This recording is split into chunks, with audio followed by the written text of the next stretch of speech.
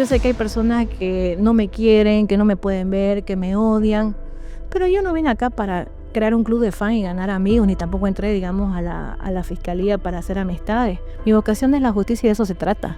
Y se lo digo, digamos, a la persona. Aquí no va a utilizar al Ministerio Público para conseguir una casa en el Urubó, un O sea, hay mujeres que apartamento. extorsionan a los hombres amparadas en la ley 348. Con todas estas pugnas, no es solamente, digamos, que acá hay un tema de que envían y el consumo. ¿Cómo estamos en el tema del consumo de nuestras adolescentes, nuestros universitarios? Porque todas las mujeres tenemos una historia, ya sea en nuestra niñez, en nuestra juventud, que hemos de alguna u otra manera, hemos vivido ciertos episodios en los cuales muchas veces no decimos a nadie, pero queremos, o yo quiero, que eso no le suceda ni a mi hija ni a nadie. ¿Cómo es que tu corazón o tu instinto profesional como abogada siempre te ha llevado por esa vía, o te ha inclinado hacia esa situación?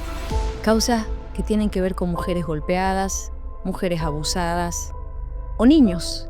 ¿Cómo es que Jessica se hace una especie de ícono de todas esas causas?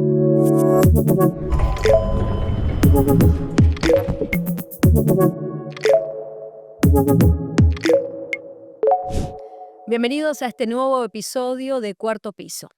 En esta oportunidad tenemos el grato placer de conversar con una mujer que inspira.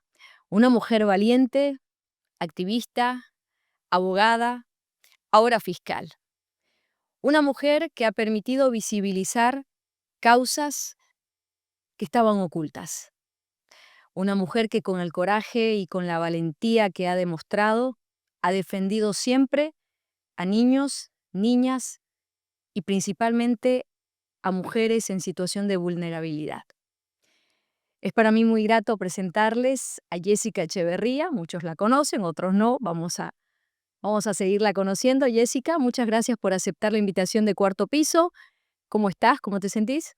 Contenta de poder estar acá, de poder hablar, de poder relajarme, ¿no? Y poder soltarme como quien dice, ¿no? Estoy muy feliz y muchas gracias por la invitación.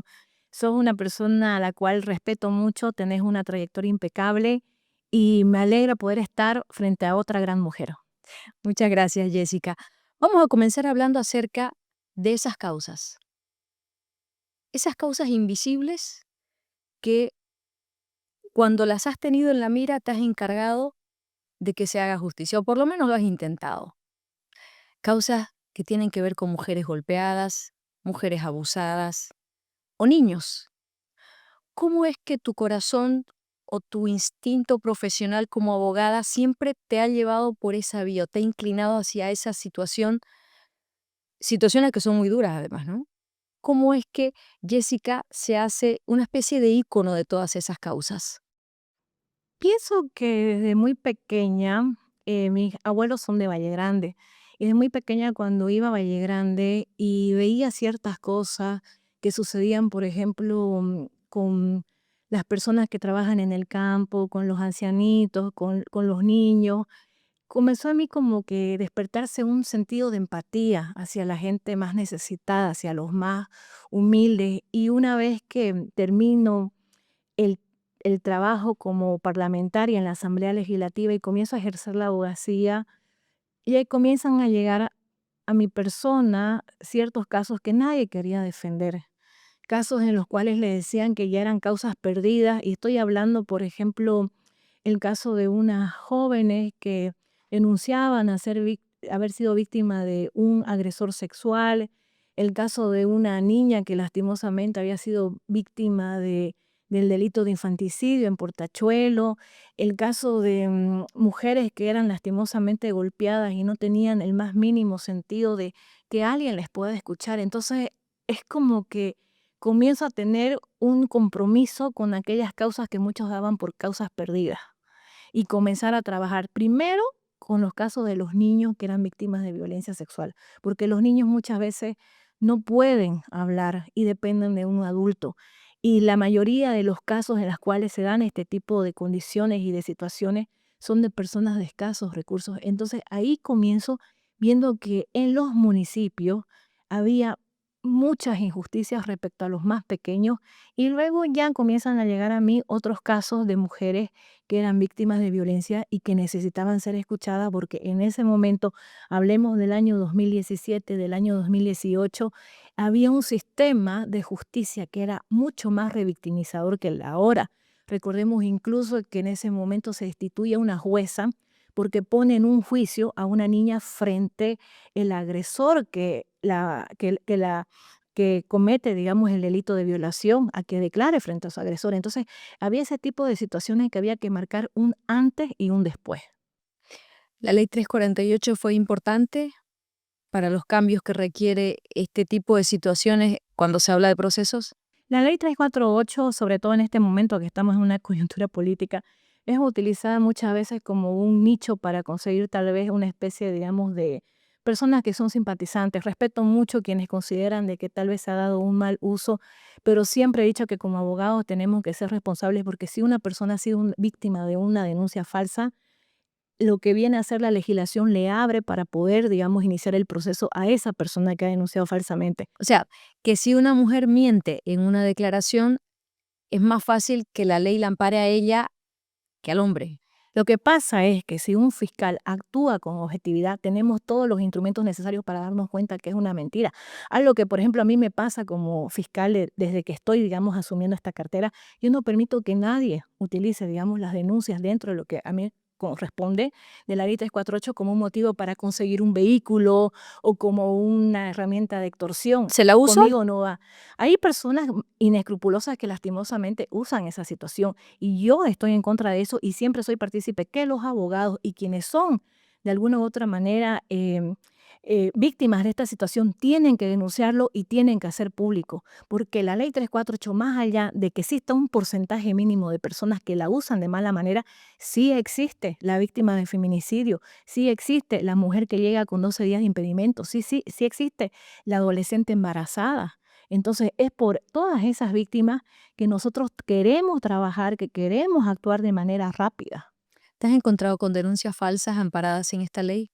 Por supuesto que sí, La que más recordes. yo me he encontrado con todo tipo de situaciones. Bueno, una joven se acercó al Ministerio Público cuando yo estaba de turno y denuncia ante los fiscales de que su ex pareja le habría golpeado y le produjo una fractura en la nariz y producto de los golpes ella habría perdido al bebé. Entonces yo soy una persona que desde que he asumido como fiscal lo tomo muy serio mi trabajo y cada caso que me llega de turno analizo personalmente, converso con la víctima, con la psicóloga, con los policías para saber cuál es un caso de alto riesgo que tengo que actuar, pero en Z, en que la víctima... El tiempo es clave. El tiempo es clave, exactamente. Y a diferencia de una violencia psicológica o de alguna situación en la que dicen a veces algunas mujeres, le quise dar una lección y por eso lo denuncié, para que se muera, porque hay también eso. Entonces, cuando yo acudo, porque al ver toda esa descripción, te asustas, ¿no? Y cuando acudo a ver la víctima con mi fiscal asistente, ella me indica y me dice, doctora, ella está utilizando fotografías de otro caso antiguo. Entramos al sistema y ella utiliza fotografías de un caso que había denunciado a inicio de este año en la Villa Primero de Mayo. Entonces, en ese momento, yo le solicito a quien era el denunciado, porque ella lo hace arrestar, va y lo denuncia y los policías van y lo arrestan, como cualquiera que diría me ha hecho esto, todo lo demás. Y le pido, digamos, al denunciado que me muestre el celular y en el celular ella le escribe el viernes y le decía, si no volvés conmigo, mañana te voy a hacer arrestar en tu oficina. Entonces, hay una situación en la cual nosotros estamos de turno, estamos operando para salvar a las víctimas y que nos usen en este tipo de situaciones.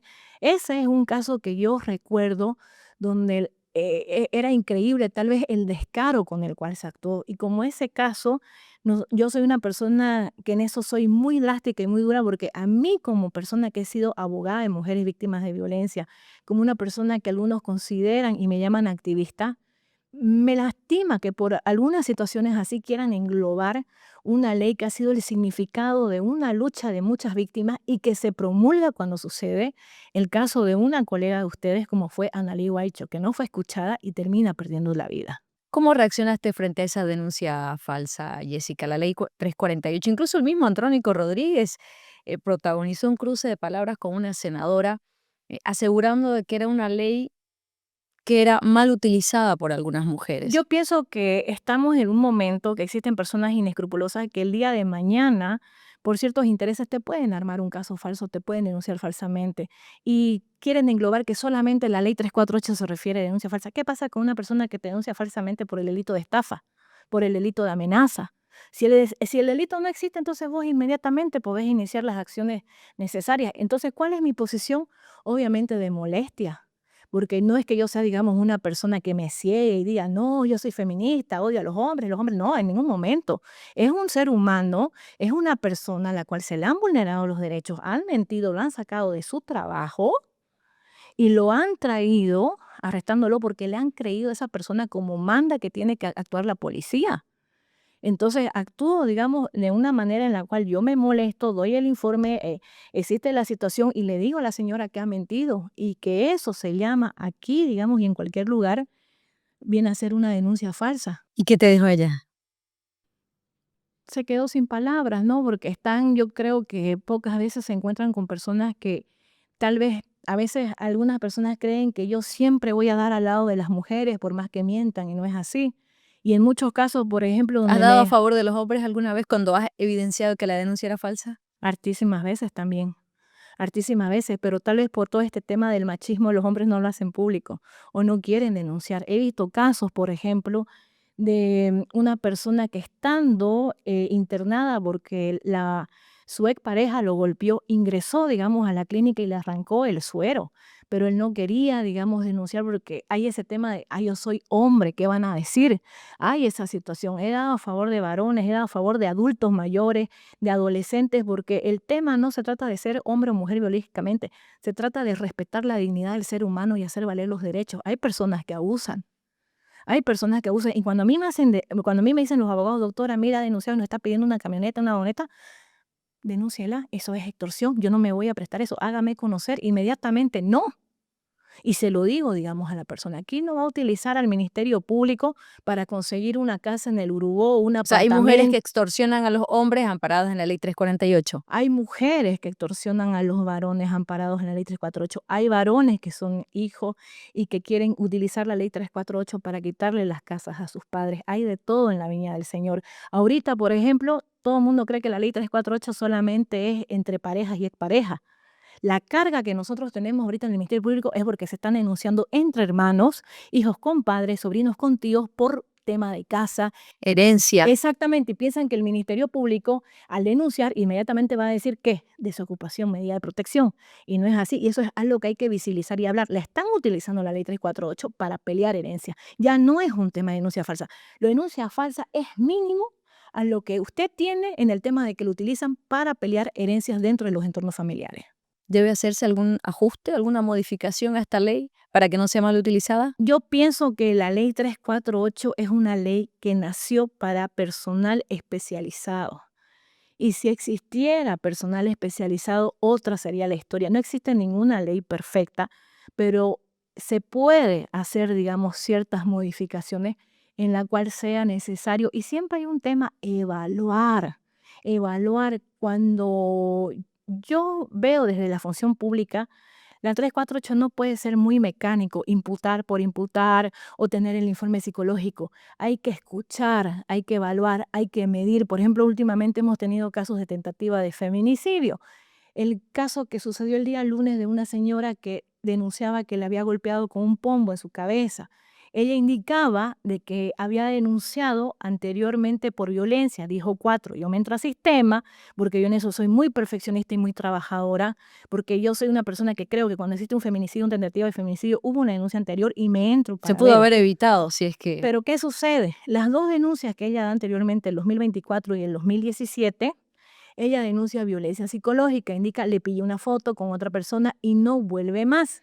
Entonces, ese es el problema que tengo también en los casos de tentativa de feminicidio que me entro al sistema, que no vuelven. Y yo qué le digo, por ejemplo, a los policías que trabajan conmigo, al equipo de turno, La víctima va a suceder que no va a volver en la mayoría de los casos. Necesito fotografía, necesito teléfono, no se va a querer hacer el forense, no se va a querer hacer el Hacer un psicológico. seguimiento En a la ese víctima. momento yo necesito todo, yo converso con la víctima, yo charlo porque, ¿qué pasa?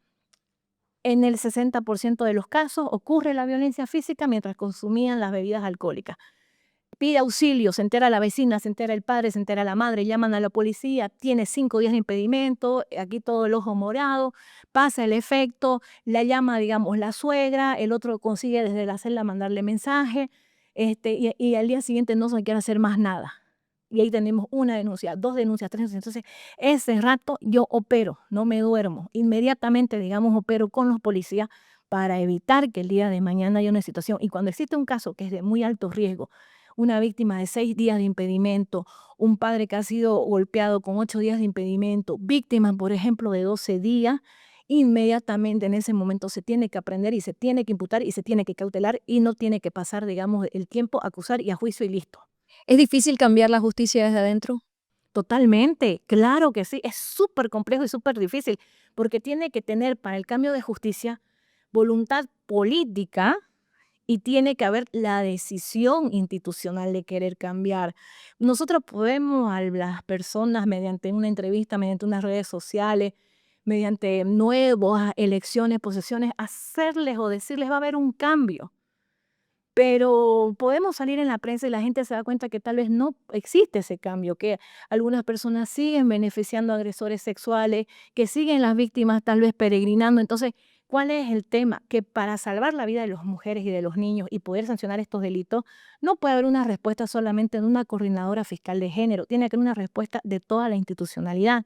Y en eso, por ejemplo, hasta ahorita estamos trabajando bien, coordinando con la FELCB, con el coronel Paravicini, en poder, digamos, actuar. Tenemos, por ejemplo, en este momento, en Valle Grande, estamos buscando a un violador serial, ha salido en los medios de comunicación, estamos todo el tiempo operando tras de él. Entonces, ese tipo de situaciones nos concentramos muchas veces en los municipios donde se ve demasiados casos que quedan impunes, pero no queremos eso. ¿Qué necesitamos? Que la policía, el filtro, la fiscal que imputa, que también quienes nos acompañen, los jueces. Acom Justamente esa pregunta, ¿los jueces y vocales acompañan este trabajo?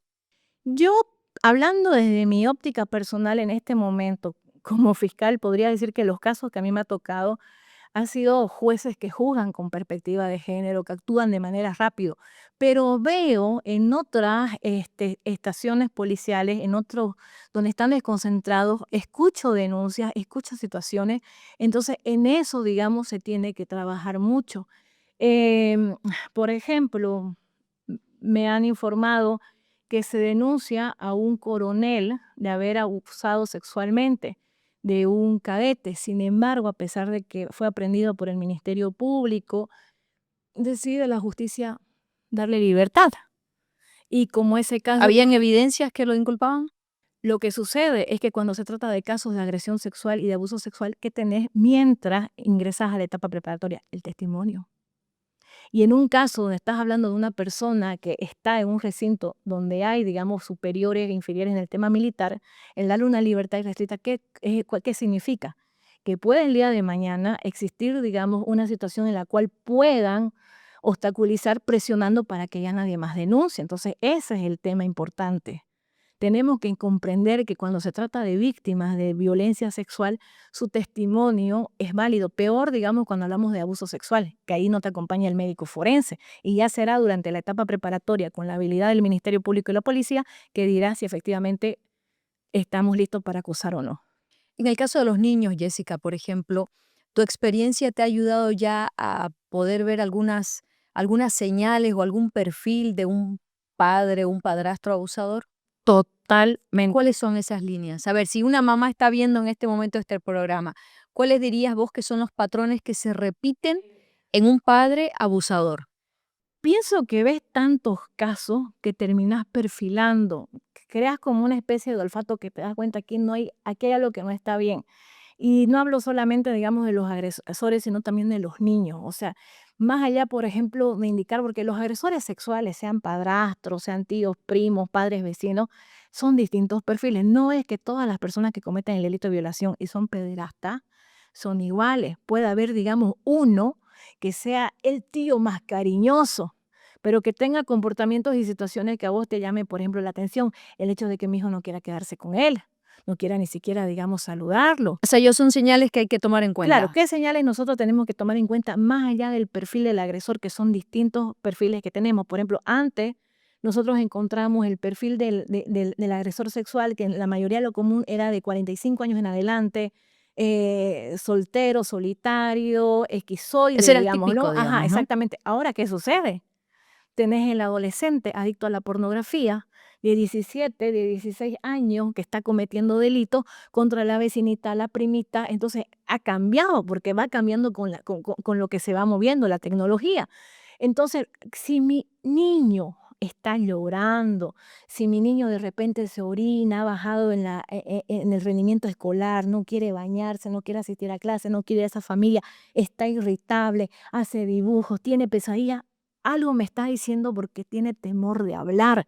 En todos los casos de niños que son víctimas de violación, en todos los casos de los niños que son víctimas de abuso, y esto es importante que sepan los padres, se va repitiendo el mismo comportamiento. Se orinan en la cama, tienen pesadillas, bajan el rendimiento escolar, están irritados, pelean, no quieren comer, no quieren, digamos, bañarse, no quieren hablar. Si son, digamos, apegados a la madre, no quieren desprenderse de la mamá, hacen dibujos extraños, no quieren, digamos, por último, ya ni jugar, cambian, hacen un cambio total. Un niño que tal vez era muy aplicado, que le encantaba ir a las clases de ¿Esto pasa de karate, la noche a que la era muy mañana o las conductas van apareciendo de a de la poco? noche a la mañana.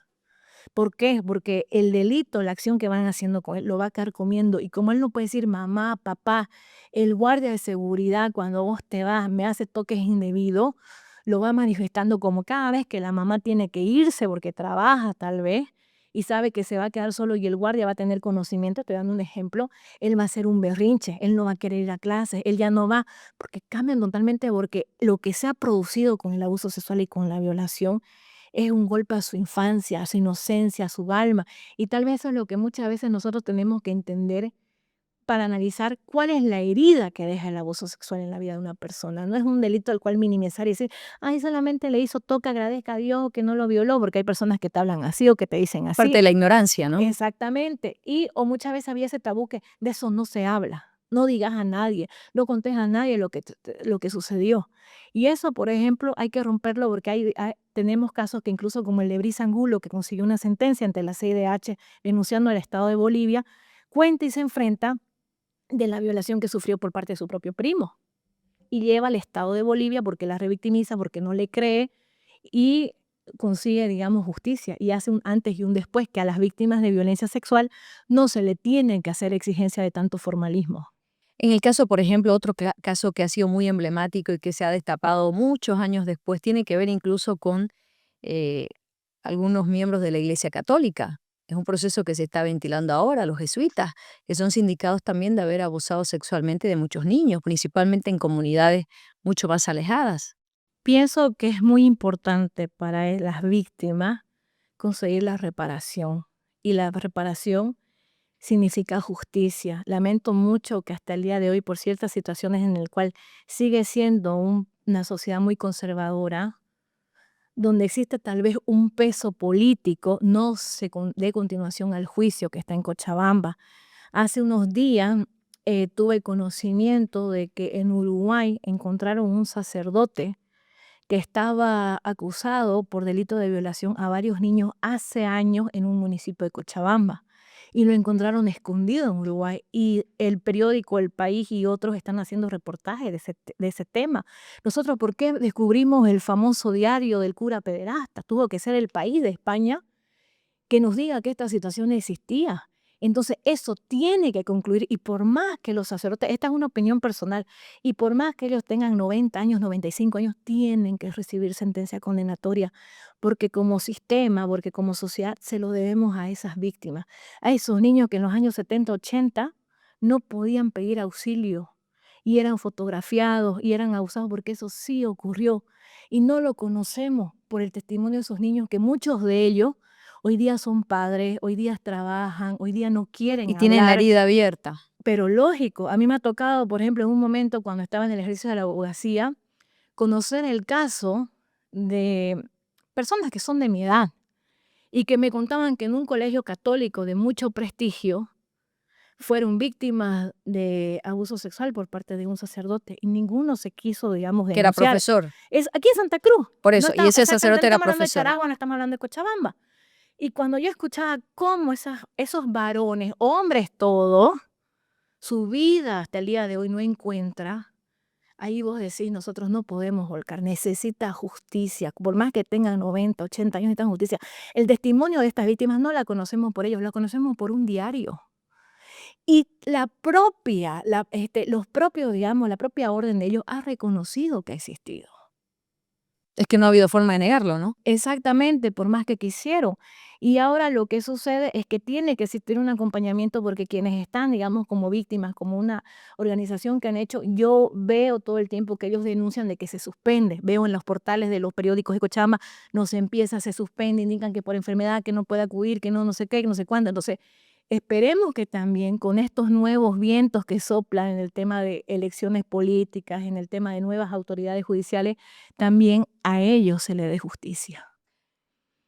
Jessica, antes de asumir como fiscal su papel como activista, no solo como defensora de los niños y de las mujeres, sino también como una de las personas que tenía la película muy clara en torno al tema narcotráfico, parece haber quedado en un segundo plano. Santa Cruz está sacudida, sacudida, porque ahora las ejecuciones no se dan en Puerto Quijarro, en San Matías, se están dando acá, en la ciudad, dentro del Quinto Anillo. Son cosas que parece nadie frenar. ¿Cuál es su lectura de todo lo que está pasando, Jessica, en Santa Cruz? Bueno, cuando uno asume una función pública hay situaciones en las cuales tiene que renunciar por un bien mayor que es el poder, ¿no? Ayudar a las víctimas desde la fiscalía. Entonces ya no puedo hacer los análisis, ya no puedo hacer las opiniones, pero esto yo desde lo personal como Jessica lo veía venir y lo advertí muchas veces, desde el año 2022. Incluso tengo, digamos, las publicaciones donde yo advertía que esto en algún momento se iba y ya hay una situación en la cual ya rebasó, ya se descontroló, digamos, a la misma Fuerza Especial de Lucha contra el Narcotráfico, porque todos los días hemos normalizado que nos llegan noticias de cuerpos que han encontrado incinerados en el trópico de Cochabamba. em, por ejemplo, una mujer que ha sido acribillada en Guayaramerín, y ni qué decir, digamos, de esta situación que ha ocurrido en el último hecho con el doble secuestro y el doble crimen que ha existido con más de 100 balas.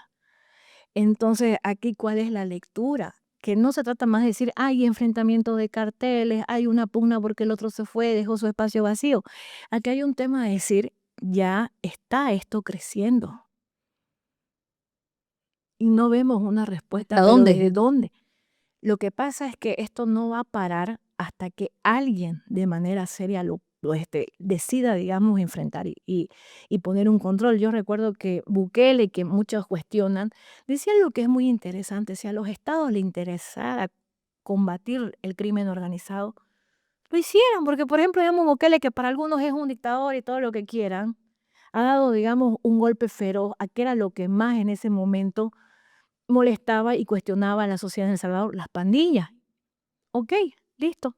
Tenés un tema que muchos, por ejemplo, hasta replican su sistema penitenciario, más allá de las luces y sombras, pero es parte de lo que viene a ser su marketing político, si querés ver. Entonces, acá ha existido una situación en la cual desde el año 2022 comienza a haber una serie de hechos, como por ejemplo el triple crimen de los policías en Porongo, Ahí comenzó, las parece, ¿no? desapariciones de los pilotos.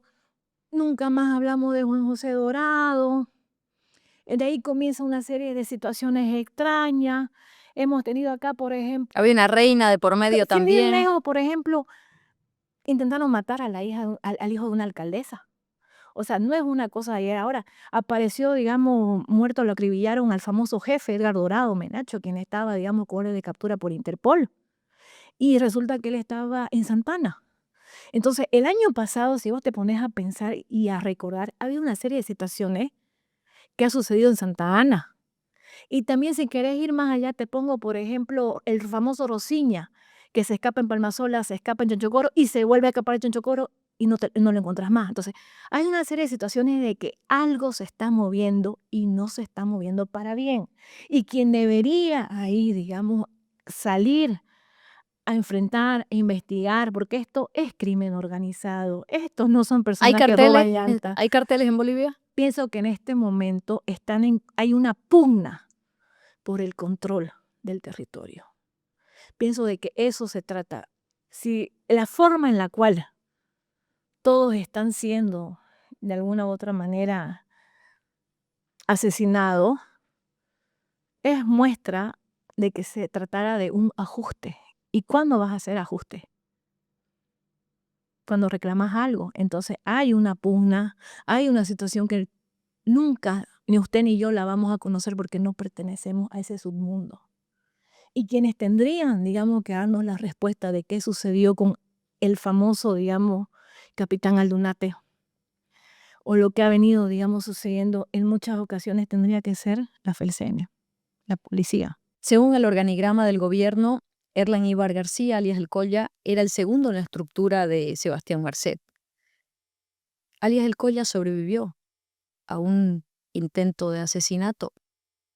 ¿Cree usted que la mano de Sebastián Marcet está detrás de todo esto? ¿O tiene algo que ver? Pienso ya que nosotros miramos muchas veces diciendo que todo es Marcel. Y para mi análisis personal hay algo mucho más grande que todo lo que simboliza o significa Marcel. Y que no solamente se replica, digamos, en Santa Cruz, sino que viene a ser algo que nunca hemos visto antes, sino que estamos hablando de estructuras de organizaciones criminales que se están uniendo para poder el día de mañana ingresar al mercado europeo y a otros mercados desde este corredor. No se trata de que sea Marcet, no se trata de ponerle PCC, aquí hay algo más grande. O sea, la bisagra geográfica que tanto dicen los empresarios debería ser aprovechada de una forma positiva, porque Bolivia puede conectar el Pacífico con el Atlántico, podría estar siendo mal utilizada porque estamos en el corazón de Sudamérica y esto también podría ser mal utilizado o bien utilizado según quien lo mire para actividades ilícitas del narcotráfico. Lo que pasa es que nosotros vamos a estar recibiendo noticias de Argentina, vamos a estar recibiendo noticias de Chile, hemos recibido noticias de Paraguay, por ejemplo, de un jugador de fútbol, ¿no?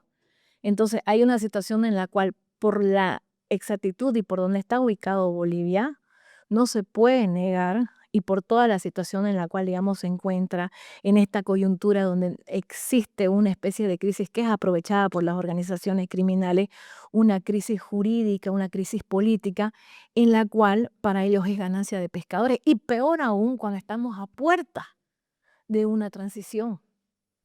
O sea, Los es para ministros de ellos gobierno. el momento. ¿Por qué? Porque, a ver, hagamos una lectura. Quien vaya a venir y quien sea el nuevo ministro de gobierno, ¿cómo va a actuar? ¿Quién comienza una tarea, que se dice comúnmente, escobita nueva? Barre bien. Hasta que lastimosamente el día de mañana alguien llega, digamos, a corromperlo, lo normaliza, lo deja ahí y hay una situación en que todo se puede volver a desencadenar. Yo pienso que antes que venga un nuevo gobierno y se asuma un nuevo ministro, hay situaciones que entre ciertas organizaciones y ciertos subgrupos están intentando a través de una pugna. Antes de la transición. Todo este tiempo, claro, exactamente, porque tenés a todo mundo en otra mirada. ¿Se han aplazado los ministros de gobierno en los últimos 4 años? Yo pienso que también nosotros como sociedad pudimos exigir, pudimos cuestionar. También hemos normalizado muchas cosas. ¿Cómo cuáles? Por ejemplo, sin ir lejos, ya lo que yo siempre siento que lo tendré pendiente y que será, digamos, tal vez una deuda como abogada que me hubiera desde el ejercicio libre haber finalizado el tema de los 3 policías. Si usted analiza, son muchos policías que durante esta gestión han perdido la vida y ha sido en un momento en el cual se puede ver la huella del crimen organizado. ¿Qué pasó con ese caso, Jessica? Porque recuerdo que la última vez que quise hablar me dijo, ya no estoy con ese caso. ¿Qué pasó con la vida de los 3 policías? ¿Qué pasó con Misael Nayar? ¿Qué pasó ahí? ¿Qué pasó al final que la misma familia desistió de buscar justicia por las 3 ejecuciones? Por una parte, yo me siento orgullosa como abogada que la única forma que algunos encuentren que pueden tal vez doblegarme el brazo o ganarme es pactando con los denunciantes o con la familia. Y no solo en ese caso, sino en muchos casos, porque a mí nunca me pudieron ni me podrán llegar. Se lo digo textualmente. ¿Intentaron? Sí, claro que sí, obvio, siempre intentan. Y yo soy una persona muy radical y muy dura en ese sentido. Entonces, lastimosamente, em, la familia hicieron un acuerdo y desistieron a espaldas mías. Justo cuando nosotros habíamos encontrado una fotografía en el celular de uno de los policías que había sido devuelto.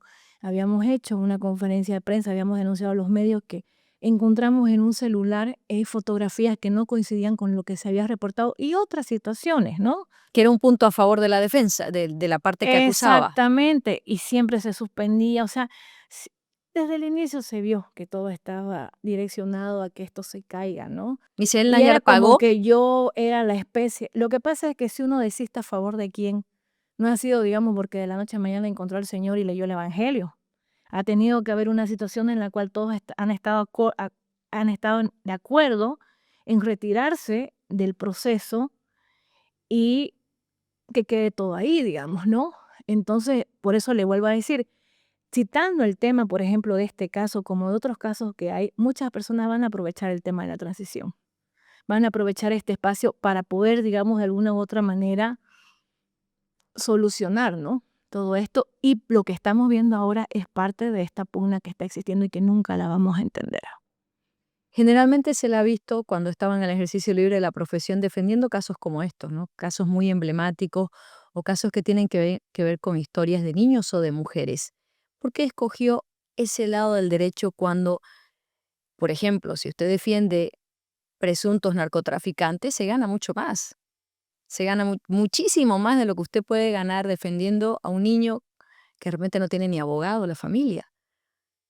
Los abogados que generalmente defienden gente como esa, gente que puede tener muchas propiedades, muchos lujos, mucho dinero, porque se gana más. ¿Cuánto se gana cuando se defiende a un niño que ha sido abusado sexualmente en una zona popular? Yo creé la Red Ciudadana, en lo cual muchas veces me ha tocado patrocinar gratuitamente. Hay un tema y uno lo puede escuchar en muchos abogados que comienzan la carrera y que dicen, ay, ojalá me llegue un caso 1008, digamos, ¿no? O quiero irme a trabajar con ese abogado porque ese abogado lleva puros casos 1008. O hay una situación en la cual esos casos no se va a negar, digamos, de que tienen un rédito económico, bien por los colegas que deciden llevar. Yo no sé, digamos, quién, no, tampoco no voy a caer en esos juicios moralistas de decir, ay, ellos que llevan cada uno, digamos, su trabajo, ¿no? Y a qué se dedica y su vocación y su especialidad. Yo, y tal vez va a costar creerlo, pero yo no ejerzo la abogacía por dinero, ni tampoco estoy en la fiscalía por dinero. Es más, Jessica tiene casa hasta, propia, hasta el día de hoy, por ejemplo, yo no tengo vehículo. Yo ando en taxi, ando en InDrive. tiene alguna casita, No, no tengo y todo el mundo, digamos, lo sabe.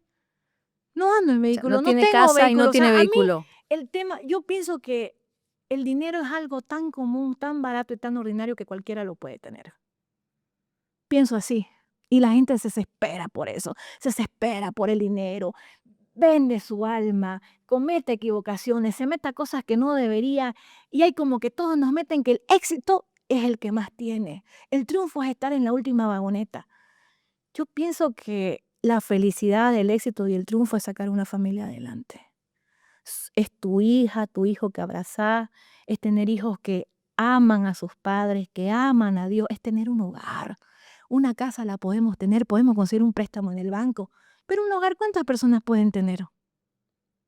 Esa es la diferencia. Hablemos de la familia de Jessica. ¿Qué nos puede contar de su familia?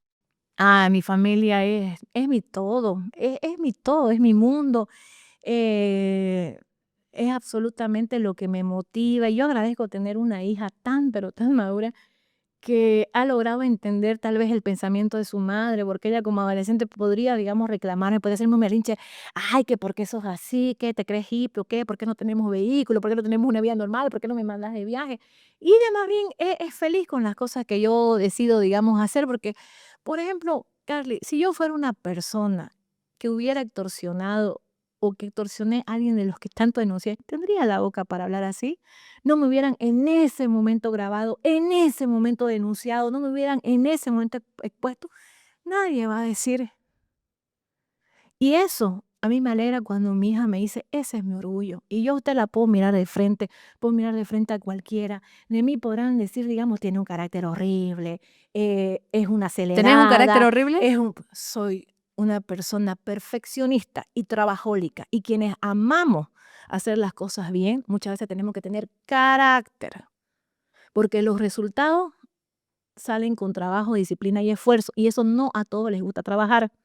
Y tenés que tener carácter para enfrentarte a criminales, tenés que tener carácter para mirar en la cara a los violadores, tenés que tener carácter para poder denunciar, para poder exigir resultados. Es con carácter. ¿Alguna vez has sentido que ya no dabas más, que habías llegado al límite, al tope? No, no, no, no he sentido. No he sentido. Ni ayer, digamos, ni ahora. Yo sé que hay personas que no me quieren, que no me pueden ver, que me odian, pero yo no vine acá para crear un club de fan y ganar amigos, ni tampoco entré, digamos, a la fiscalía para hacer amistades. Mi vocación es la justicia y de eso se trata. Lo vuelvo a repetir. Si lo mío pues fuera, no sé, dinero, me dedicaría, digamos, a otra cosa, pondría un negocio, no sería un préstamo, me dedicaría tal vez a ser una abogada de derecho comercial, trabajaría en un banco, tengo muchas amistades que me podrían, digamos, de alguna u otra manera dar un espacio en alguna empresa creo que soy una persona que podría, digamos, trabajar en grandes empresas, pero lo mío es justicia. ¿Por qué? Porque todas las mujeres tenemos una historia, ya sea en nuestra niñez, en nuestra juventud, que hemos de alguna u otra manera, hemos vivido ciertos episodios en los cuales muchas veces no decimos a nadie, pero queremos o yo quiero que eso no le suceda ni a mi hija ni a nadie. ¿Me entendés? Entonces, ¿qué más no quisiera yo que el día de mañana esta ciudad en la cual nos ponen lastimosamente un titular donde nos dicen que 2 personas han sido acribilladas con 100 balas, no sea la ciudad en la cual sus hijas y mi hija se críen con normalidad? Que no se normalice ese Que estado. no se normalice. Que no se normalice, porque también hay algo de lo que muchas veces no se habla. Con todas estas pugnas, no es solamente, digamos que acá hay un tema de que envían y el consumo. ¿Cómo ¿Cómo están? estamos en el tema del consumo de nuestros adolescentes, nuestros universitarios? Jessica, en el caso La Manada, que fue otro caso muy emblemático, eh, me comenta mi ahora esposo que se enteró en plena audiencia que existía una cantidad infinita de drogas. Eso sucedió hace ya como 7 años. ¿Qué índices manejan en la fiscalía sobre el tema de drogas, que las drogas sintéticas son cada vez más? La misma pregunta al que le hago con el tema de los niños, de algunas señales. ¿Cómo como padres podemos nosotros estar alertas frente a nuestros hijos adolescentes que en medio del trabajo que uno tiene que hacer en la calle, las redes sociales, las influencias, quizás mi hijo está entrando a ese mundo y ni siquiera me doy cuenta? Lo que sucede, Carly, es que creo que todos creíamos que solamente existía la marihuana y la cocaína. Pero cuando llega el caso Manada y yo descubro, por ejemplo, que en esa noche que ocurrió en el motel han hecho consumo marihuana, cocaína, molly, éxtasis, y comienzo a ver, digamos, el otro tipo de drogas que nunca había escuchado y que incluso en uno de los relatos hasta lo que viene a ser el jarabe de tos, Jarabe. exactamente, hasta lo que viene a ser, digamos, hacían una serie de mezclas con lo que viene a ser otra que le dicen pilas y una serie de situaciones. Entonces uno dice, no estábamos preparados para esto no lo veníamos venir. Hacíamos tal vez las iglesias, la policía hacía sus campañas de dile no a las drogas y de repente te das cuenta que se ha comenzado a normalizar hace años atrás el consumo de las pepas, el éxtasis y ahora el famoso tusi. Uy, el famoso tusi. Entonces, hay una situación en la cual efectivamente nosotros durante toda la vida, vos como mamá vas a entender, nunca podemos estar con un ojo así, ¿no? Y a los padres que nos están viendo. Entonces hay señales en las cuales, por ejemplo, se encierran, comienzan, digamos, a gastar mucho dinero, te ocultan cosas, comienzan como que a tener un movimiento extraño, por ejemplo, si van a consumir cierto tema cierta droga, por ejemplo, el famoso éxtasis, tiene una dilatación, digamos, en la pupila, Es lo más el común, la comportamiento. dilatación en las pupilas y el El que, comportamiento. claro, la persona, por ejemplo, que consume marihuana después le da un hambre voraz, la persona, digamos, que consume cocaína no duerme, está tal vez llega un momento que está así como que irritable. Entonces, hay una situación en la cual vos te podés dar cuenta que algo no está bien y uno como madre tiene un sexto sentido. Pero más allá de este tema, digamos, del consumo, a mí lo que me preocupa y lo que me parte, digamos, el alma, porque no puedo separar a la madre de la fiscal, es que muchas veces, por ejemplo, me ha tocado escuchar, ver casos de agresiones sexuales que se dan, digamos, en la cual las víctimas son universitarias y estaban, digamos, consumiendo, o relaciones, por ejemplo, violentas, donde aquella víctima ha ingresado al consumo con su pareja y tiene una codependencia que por más que esa persona la golpee, no lo deja. Porque es como me decía alguien, la dependencia entre dos personas que consumen es demasiado fuerte. Entonces, para mí, eso, los casos de violencia familiar, donde hay este historial de consumo por ambos, es una cosa realmente en la cual tienen que estar las familias Hay muchos atentas. casos de eso en Santa Cruz. Sí, hay muchos casos, incluso hay casos, por ejemplo, que muchas veces no se sabe, en la cual la persona ha tenido un episodio psicótico y se ha suicidado. Hay, por ejemplo, casos en los cuales es muy común, digamos, que en ciertas fiestas comiencen, ahorita han normalizado este temita del tusi. Entonces, hay también muchos ¿Cuánto casos y cuesta el Tusi? ¿Es vacíos. una pastilla? ¿Qué cosa es? Ni idea cuánto cuesta, ¿no? Pero sé que es una mezcla en la cual, digamos, productos, por ejemplo, que son para aliviar el resfrío. Productos que son, digamos, para aliviar el resfrío, lo preparan junto con lo que viene a ser este otro que utilizan, digamos, un medicamento para uso veterinario. Entonces esas cosas lo mezclan, hacen una preparación tranquilamente en su cocina, le ponen colorantes que compran en cualquier lugar, digamos, para ponerle color a Ah, es las de producción tortas. artesanal. Claro, exactamente. Y lo hemos visto, por ejemplo, en muchos casos en los cuales hemos alguna vez allanado, hemos visto que ponen sabor chicle, sabor tutti frutti, cositas así, digamos, ¿no? Entonces eso provoca una reacción en la cual la persona tiene una falsa alegría, una falsa felicidad. Al igual que, las famosas, digamos, pepas, éxtasis, Molly, que utilizan, digamos, en las fiestas y están todo el tiempo con su agua, con su agua, con su agua. Pero, por ejemplo, hay también casos en los cuales pueden caer en una sobredosis. Y quién menos pensar, ¿no? Un joven, un universitario, una persona querida, un profesional. Entonces, siempre tenemos que estar, digamos, atentos. Alertas. Alerta porque, algo cambia, no solamente en la fisonomía y en el comportamiento y en las amistades. Jessica, en el caso de, retomando el tema de tu familia, tu familia está compuesta por Jessica, Augusta Y mi tía, y para de contar. y tu tía. Nadie más. Y tu Ajá, tía Tania. ajá, exactamente, mi tía ¿Qué Tania. significa tu tía Tania para vos? Ay, no, mi tía es la mamá que nunca tuve. ¿Qué pasó con tu mamá? Me abandonó cuando tenía 1 año de edad. Mis padres se casaron muy jóvenes y mi mamá decidió cuando yo tenía 1 año de edad que era mejor separarse y que me crié mis abuelos y nunca volví a saber más de ella hasta que tenía como 6 años. Después recibí un mensaje de ella a los 15, después cuando salí bachiller y luego cuando salí diputada, llamadas y cosas así. Y cuesta mucho, digamos, como niña, como adolescente, entender por qué no había a quien felicitar, abrazar el 27 de mayo o en Navidad. ¿Te marcó? Y claro, la persona que diga que no le marca la ausencia de un padre o de una madre te está mintiendo. Y pienso que esa ausencia fue la que hizo que yo dé todo por mi hija. Y que tal vez lo que yo no tuve como madre, como mamá, ser esa mamá para Augusta. O sea, lo vivo mi maternidad, amo a mi hija. O sea, no es un tema solo como, Facebook, TikTok, quiero que vean que soy la madre del año. No, o sea, es una cosa que Me encanta saber la adolescente que he logrado sacar adelante.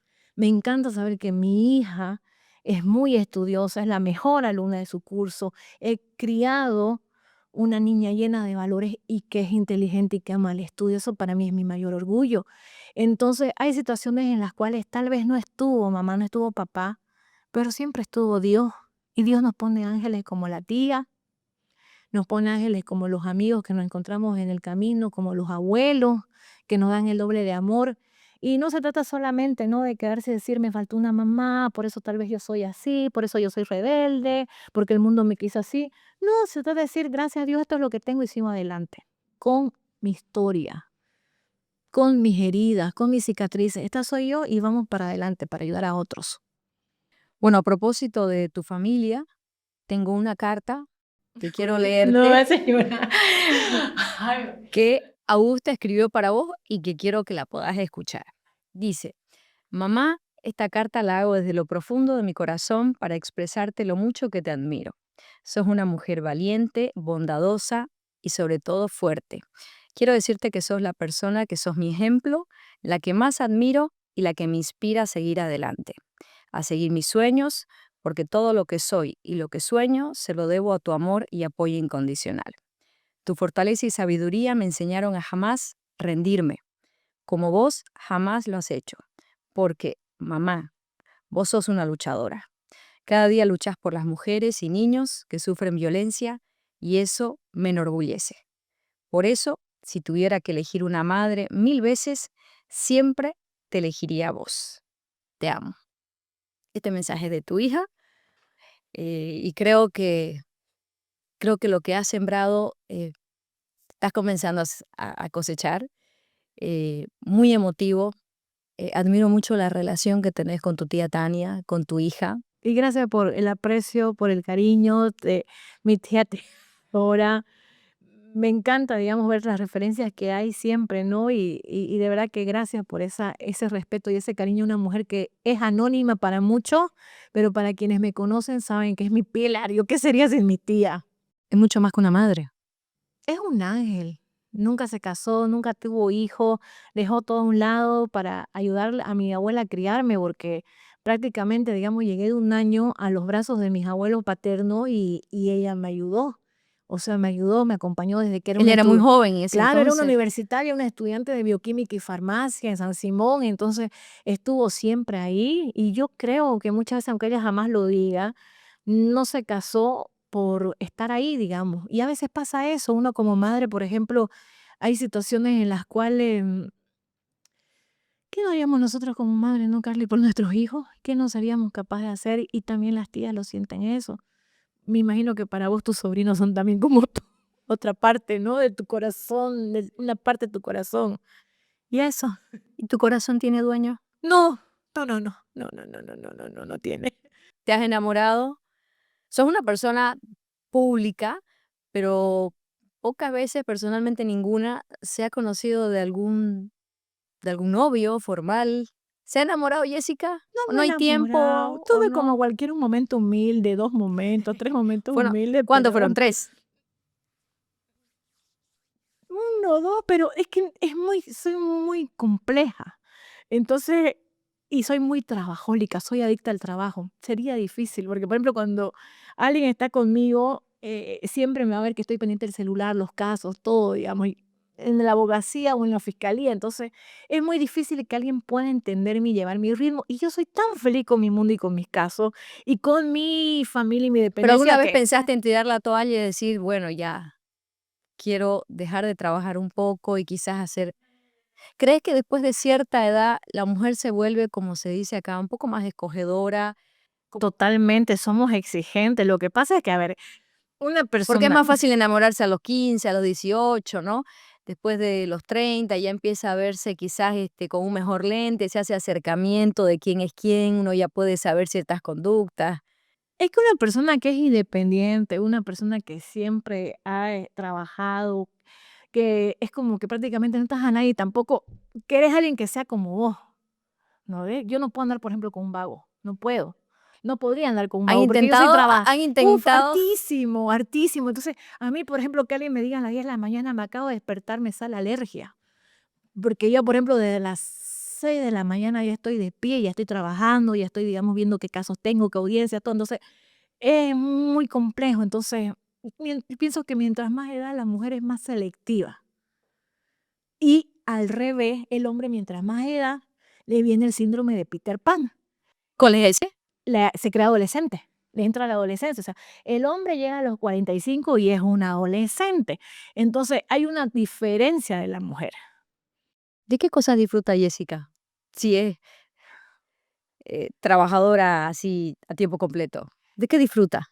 Disfruto de mi familia, disfruto de Dulce María, que todos los días está conmigo, que me acompaña Tu siempre. mascota. Exactamente, ay, Dulce María, digamos que es una bebé, una perrita que todo el tiempo me acompaña. Disfruto de mis amigos. Yo, digamos, por ejemplo, me crié sola con mis abuelos, no tuve, digamos, hermanos, eh, porque mis padres se separaron cuando yo tenía 1 año. Entonces, como que yo soy muy apegada a mis amigos. Yo valoro más la amistad que el amor. Yo me puedo pelear con mi cortejo, puede tener una relación, pero yo me peleo con mi amigo, con mi amiga, mejor amiga, lloro, sufro. O sea, es como que mis amigos es ese amor verdadero, digamos, entra en ese espacio. Se valora más la amistad. Es cada vez más difícil tener amigos leales, transparentes. En un mundo de mucho interés, encontrar amigos que te son leales y que van a estar en las buenas y en las malas y que te van a apoyar en todo sentido, es como buscar una lupa y no pasan de 5 los amigos verdaderos. Yo creo que soy muy bendecida en eso y que tengo los que necesito estar y son suficientes y listo. Y se acabó y no quiero a nadie más, digamos, ¿no? Pero valoro mucho estar con mis amigos. Soy en esa parte, digamos, disfruto. Y cuando voy a salir, lo disfruto porque digo, trabajo tan duro que cuando voy a ir a bolichar me quiero relajar y listo, y no me juzguen y no me digan nada si llego a las 6 de la mañana. Así que si me ven en un boliche ya saben, digamos, no me juzguen, trabajo de lunes a sábado. Jessica, te quiero agradecer por haber compartido conmigo esta conversación, una conversación muy amena. Quiero invitar a todos los que están viendo este podcast a que sigan tu trabajo. Necesitamos una sociedad más justa, más igualitaria, necesitamos justicia. Exactamente, hay sed de justicia. Hay sed de justicia. Soy Carly Arias, esto fue Cuarto Piso, los invitamos a que nos acompañen en un próximo episodio.